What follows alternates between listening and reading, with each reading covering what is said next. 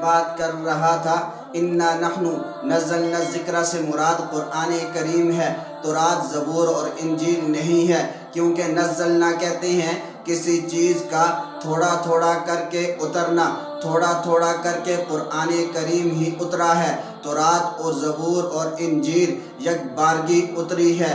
اس پر یہود و نصارہ اعتراض کرتے ہیں، یہ دلیل پھر بھی آپ کی نہیں بنتی۔ پوچھو کیسے؟ کہتے ہیں قرآن کریم میں ہے انا انزلناہ فی لیلۃ القدر، ہم نے قرآن کریم کو لیلۃ القدر میں اتارا ہے۔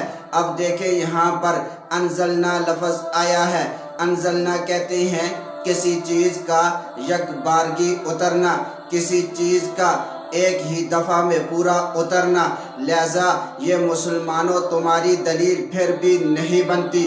اس کا جواب بھی ذہن میں رکھے۔ ہم کہتے ہیں قرآن کریم 2 مرتبہ اترا ہے، ایک مرتبہ لوح محفوظ سے آسمان دنیا پر، دوسری مرتبہ آسمان دنیا سے زمین پر، لوح محفوظ سے آسمان دنیا پر اکٹھا اترا ہے۔ لوح محفوظ سے آسمان دنیا پر یک بارگی اترا ہے، لوح محفوظ سے آسمان دنیا پر ایک ہی مرتبہ میں پورا اترا ہے۔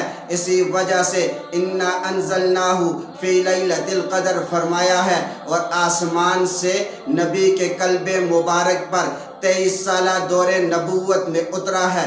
آسمان سے نبی پر تھوڑا تھوڑا کر کے اترا ہے۔ اسی وجہ سے انا نحن نزلنا الذکر وانا لہ لحافظون فرمایا ہے۔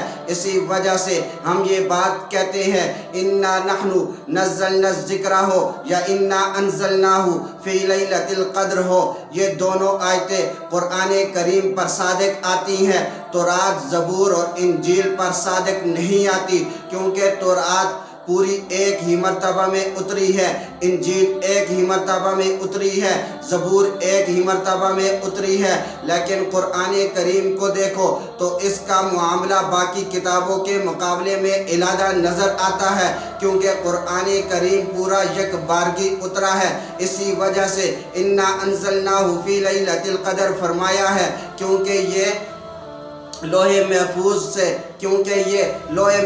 سے آسمان دنیا پر یک بارگی اترا ہے، اور دوسری مرتبہ آسمان سے نبی کے قلب مبارک پر تھوڑا تھوڑا کر کے اترا ہے۔ کبھی اللہ کے نبی میدان جنگ میں ہے، قرآن اتر رہا ہے، کبھی اللہ کے نبی مکہ میں ہیں، قرآن کریم اتر رہا ہے، کبھی اللہ کے نبی مدینہ منورہ کے اندر ہیں، قرآن کریم اتر رہا ہے، کبھی حضرت عائشہ رضی اللہ تعالی عنہ کے بستر پر ہیں، قرآن اتر رہا ہے۔ اس سے پتہ چلا انا نحن نزلنا الذکر ہو یا انا انزلناہ فی لیلۃ القدر ہو، دونوں آیتیں قرآن کریم پر ہی صادق آتی ہیں، تورات، زبور اور انجیل پر صادق نہیں آتی۔